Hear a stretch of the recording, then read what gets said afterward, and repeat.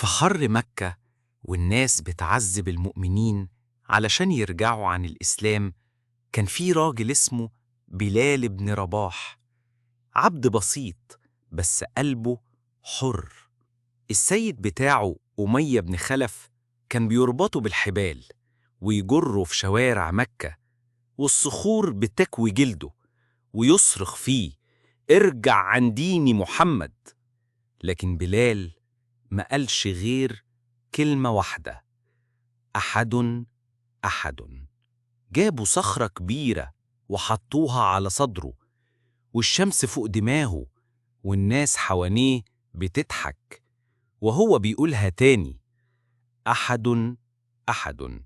كان جسمه بينزف بس قلبه ثابت.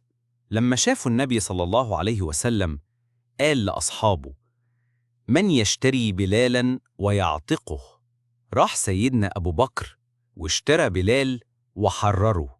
بمرور السنين بلال بقى أول مؤذن في الإسلام، وصوته كان بيفطر القلوب.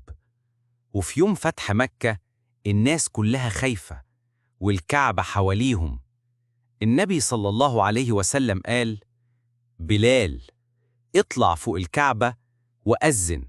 وأول صوت يرتفع فوق الكعبة كان صوت عبد كانوا بيشدوه بالحبال زمان، لكن الإسلام رفعه لحد السماء.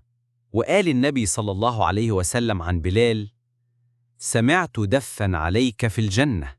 اللي بيصبر ربنا بيرفعه، واللي يثبت على الحق ربنا بيكرمه. حتى لو كان عبد بقى سيد في الجنة.